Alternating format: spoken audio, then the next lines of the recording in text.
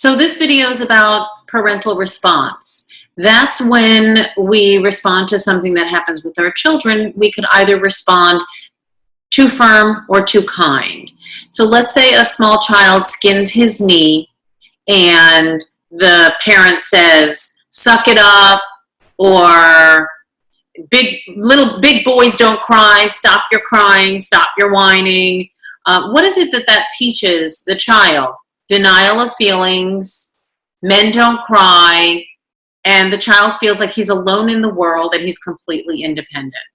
In that same situation, if you go over to the child, "Oh, let me put a Band-Aid on it. That's just terrible that you skinned your knee, my poor baby. Let me take care of it for you." It sounds like a loving parental thing, but sometimes it could be a little bit too much because now the child believes that it pays to get hurt because now someone will take care of him. So he doesn't have to feel responsible to make himself feel better. He now believes that he has to go to somebody to make him feel better.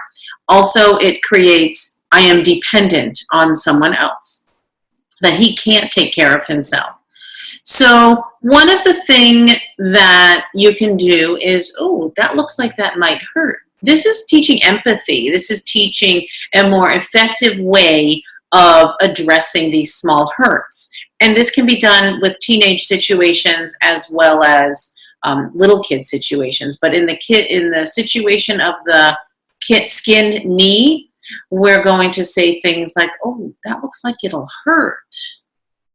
What can you do to make yourself feel better?" And if the kid says, "Oh, I just want a Band-Aid," "Oh, let's go get a Band-Aid." And then let him put his Band-Aid on. It teaches him responsibility for his own fixing. What the child learns from being taught how to take care of himself is affirmations of feelings. So his feelings are validated and he hurt himself. So that's for sure. He begins to take responsibility for himself to feel better, and he becomes interdependent. So he learns how to take care of himself and how to ask for help in order to take care of himself. Now, in the same example of the skinned knee, let's say we're talking a teenager and a teacher is disrespectful to him. And you react and you say, "I'm going down there and I'm going to have a talk with that teacher and I'm going to tell him, give him a piece of my mind." What are you teaching your child? That he can't handle his own problems. He can't deal with his own problems. Another ineffective way of being too firm would be like, "You probably deserved it. What were you doing being disrespectful to the teacher to create the teacher being disrespectful to you? And, oh, you're such an embarrassment to me. I can't believe that you did that." The son is now being told that he is to blame when someone else treats him disrespectfully, and don't even think of coming to me with your problems because I'm not going to be there to support you. A more effective way of handling it as a teenager would be something like, "Wow, I see that this is really upsetting. What will you do? Do you need my help to do that?"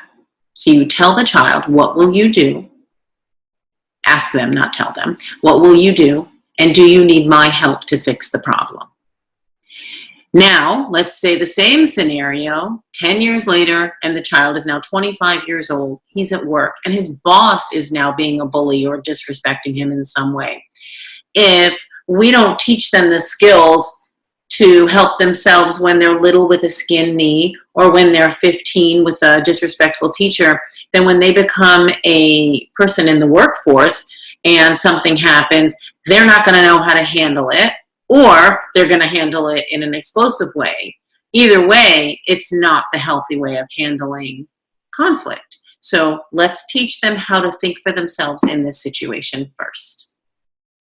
Thank you for watching. You can always check me out at CoachRed1.com for lots of blog posts and videos and other important information that you can use as a parent or in life. Please subscribe and click the notification button so that you never miss a video from Coach Red.